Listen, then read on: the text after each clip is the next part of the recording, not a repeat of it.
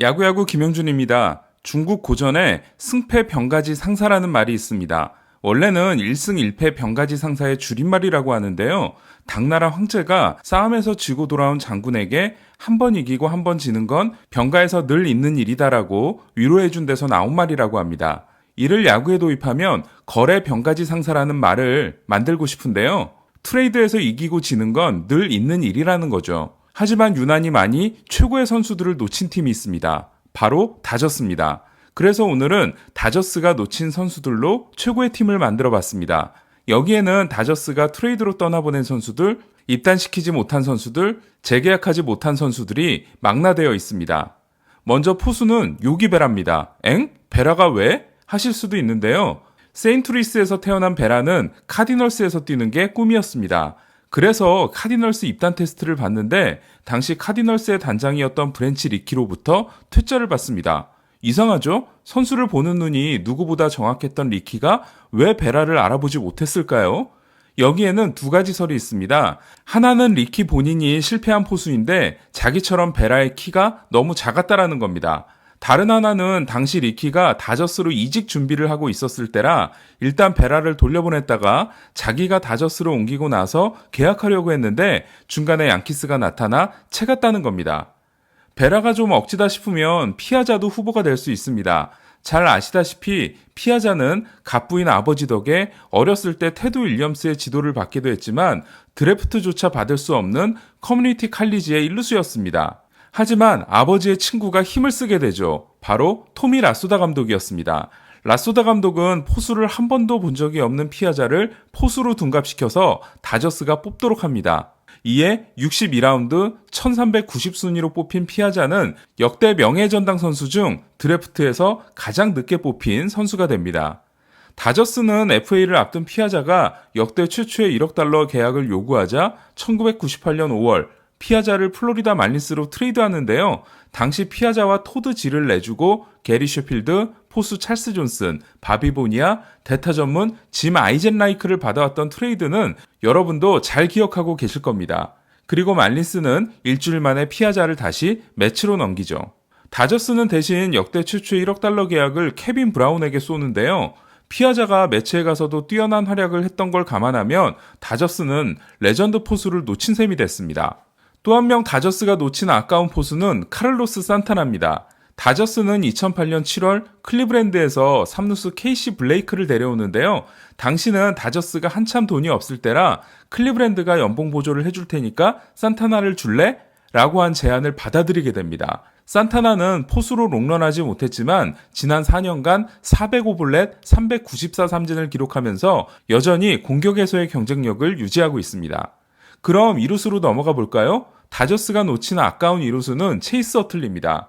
캘리포니아주 패서디나 출신인 어틀리는 다저스 팬으로 자랐는데요. 1997년 다저스는 고교 졸업반이었던 어틀리를 2라운드 76순위에서 지명하고 파격적인 85만 달러를 제시합니다. 85만 달러는 그해 1라운드 20순위에 해당되는 금액이자 다저스가 1라운드에서 지명한 글렌 데이비스에게 준 것보다도 더 큰 돈이었습니다. 심지어 다저스는 어틀리를 설득하기 위해 토미 라소다로 하여금 어틀리의 집을 깜짝 방문하게 하는데요. 하지만 어틀리는 대학에 가겠다는 의지를 꺾지 않았고 UCLA에 진학합니다. 어틀리는 2008년 필라델피아 멤버들을 좋아한 프리드먼 사장에 의해 2015 시즌 중반 다저스의 유니폼을 입게 되는데요. 다저스에서 뛰어난 리더십을 보여줬지만 결국 우승 반지를 추가하지 못하고 은퇴하게 됩니다. 다저스가 놓친 최고의 3루수와 1루수는 서로 엮여있는 사이입니다. 바로 에드리안 벨트레와 폴 코너코입니다. 1994년 드래프트에서 다저스는 전체 13순위로 고교 포수인 폴 코너코를 뽑습니다. 코너코는 마이너리그에서 3루수로 전환하는데요. 하지만 다저스의 3루에는 무시무시한 유망주가 있었습니다. 바로 벨트레였죠. 1998년 벨트레는 카림 가르시아 이후 처음으로 안타를 때려낸 다저스의 만 19세 선수가 됩니다. 네, 여러분이 기억하시는 롯데 카림 가르시아입니다. 벨트레에게 밀린 코너코는 다시 1루로 전환을 하는데요. 마이너에서 출중한 타격 실력을 뽐내고 1998년 베이스볼 아메리카 유망주 랭킹에서 전체 2위까지 오릅니다. 정상적인 판단을 했다면 다저스는 30대가 된 에릭 히로스를 코너코로 교체해야 됐는데요. 하지만 다저스는 7월 트레이드 때 코너코를 신시내티 마무리 제프 쇼와 바꾸고 맙니다. 쇼가 다저스에서 129세이브, 25블론이라는 불안한 마무리를 하는 반면 다시 시카고 화이트삭스로 건너간 코너코는 화이트삭스에서만 18년을 뛰었고 439개의 홈런을 때려냅니다. 박찬호 시절 우리는 벨트레에 대해 선입견을 가지고 있었습니다. 워낙 어린 나이부터 보다 보니까 뭔가 철부지 같은 느낌이었는데요. 하지만 벨트레는 어린 나이부터 엄청난 워크 애식을 자랑한 노력파였습니다. 벨트레는 2004년 다저스 역대 2위에 해당되는 48개의 홈런을 날리고 FA가 됩니다. MVP 투표에서는 1위 본즈와 3위 푸올스 사이 2위였습니다. 25세 시즌을 마치고 FA가 된 벨트레는 결국 시애틀과 5년 계약을 맺는데요. 다저스가 벨트레를 붙잡았다면 다저스와 벨트레 모두에게 좋지 않았을까라는 생각이 듭니다. 벨트레가 떠난 2005년부터 저스틴 터너가 나타나기 직전인 2014년까지 다저스의 핫코너는 10년 동안 확실한 주전 선수가 없게 됩니다. 유격수는 많이 억지일 수 있습니다. 바로 알렉스 로드리게스인데요. 뭐야? 웬 로드리게스? 하셔도 충분히 이해합니다. 1992년 시애틀은 64승 98패를 하고 아메리칸 리그 꼴찌를 합니다. 그리고 다저스는 63승 99패를 기록하고 내셔널리그 꼴찌팀이 됩니다. 지금이라면 1993년 1순위 지명권은 다저스가 가져가겠지만 당시는 각 리그의 꼴찌팀이 번갈아 가면서 1순위 지명을 하던 때였습니다. 만약 1993년이 내셔널리그 꼴찌팀의 차례였다면 다저스는 2순위로 데런 드라이포트를 뽑는 대신 1순위로 알렉스 로드리게스를 뽑았을 겁니다. 그리고 우리는 박찬호 선수와 함께 에이로드의 초창기 모습을 더 생생히 지켜볼 수 있었을 겁니다. 한편 에이로드가 드래프트를 받고 6개월이 지난 후인 1994년 베이스볼 아메리카의 유망주 랭킹은 다음과 같았는데요.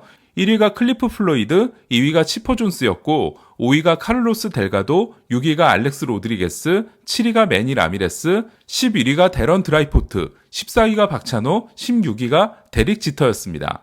다음으로 다저스가 놓친 외야 라인은 정말 화려한데요. 먼저 다저스가 입단 테스트를 받으러 온 블라디미르 게레로를 돌려보낸 건 정말 유명한 일이죠. 게레로에 대한 자세한 이야기는 괴수열전 블라디미르 게레로 편을 보시면 좋을 것 같습니다.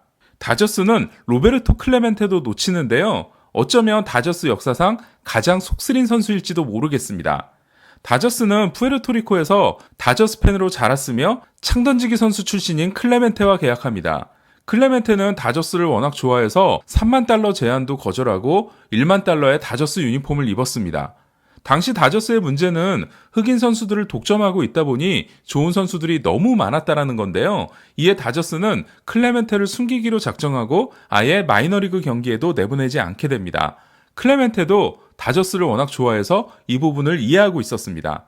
하지만 그때 다저스에게 큰 변화가 생깁니다. 당시 다저스는 4명의 공동 구단주가 25%씩 지분을 가지고 있었는데요. 하지만 구단 자문 변호사 출신이었던 월터 오말리가 나머지 3명을 쫓아내게 됩니다. 쫓겨난 3명 중 한 명은 바로 브랜치 리키 단장이었습니다. 피츠버그로 가게 된 리키는 다저스의 비밀을 속속들이 알고 있는 사람이었죠. 그래서 룰5 드래프트에서 클레멘테를 지명해 데려갑니다. 그리고 클레멘테는 피츠버그의 영웅이 됩니다. 다저스가 놓친 또 한 명은 이름도 무시무시한 윌리 메이스입니다. 다저스에서 세계 MVP를 따낸 포수 로이 캄파넬라는 1949 시즌이 끝나고 니그로 리그 경기에 참가했다가 한 18살짜리 선수를 보고 깜짝 놀라서 구단에 급히 전화를 넣었는데요. 바로 윌리 메이스였습니다. 하지만 그 연락을 받고 온 다저스의 스카우트는 귀찮았는지 아니면 집에 뭔가 안 좋은 일이 있었는지 메이스가 경기하는 모습을 제대로 보지도 않고 엉터리 보고서를 올립니다. 다저스에 입단할 수 있었던 메이스가 간 팀은 공교롭게도 다저스의 라이벌 팀인 뉴욕 자이언츠였습니다. 다저스가 놓친 아까운 투수하면 무조건 이 선수죠. 바로 페드로 마르티네스인데요. 마르티네스 이야기는 귀에 딱지가 않도록 들으셨을 겁니다.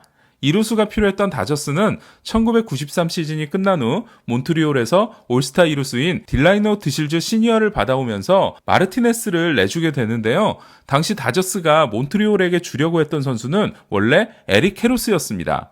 하지만 몬트리올이 마르티네스를 요구하면서 결국 마르티네스가 몬트리올로 가게 되는데요. 만약 다저스가 캐로스에 더 많은 대가를 붙여주는 쪽을 택했다면 그리고 몬트리올이 그 제안을 받아들였다면 마르티네스는 다저스에 남았을 거고 캐로스의 빈자리는 자연스럽게 코너코에게 넘어갔을 겁니다. 그렇다면 다저스가 1990년대 월드시리즈 우승을 한 번쯤은 하지 않았을까요? 박찬호 선수와 함께 말이죠. 마르티네스는 1997년 300탈삼진 시즌과 함께 매덕스를 제치고 사 영상을 따냈는데요. 그로 인해 1991년부터 시작된 글래빈 매덕스 스몰츠 3인방의 6년 연속 수상이 중단되게 됩니다. 1998년 내셔널리그 사 영상의 수상자가 또 글래빈이었으니까 페드로가 없었다면 이 3명은 1991년부터 1998년까지 8년 연속 수상을 할 뻔했습니다.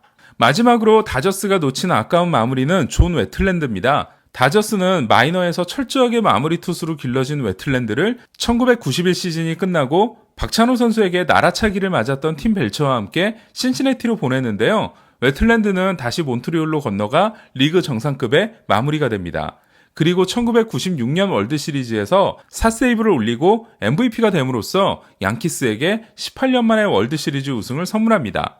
그리고 1995년 우연히 커터를 발견한 마리아노 리베라가 커터를 자신의 걸로 만드는데 큰 기여를 하고 팀을 떠나게 됩니다.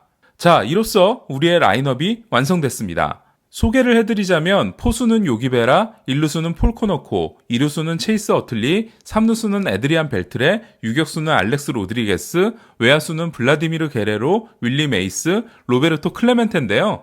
그 중에서 베라, 게레로, 메이스, 클레멘테, 마르티네스가 명예전당 선수고 벨트레도 사실상 확정적이니까 총 6명이 명예전당 선수입니다.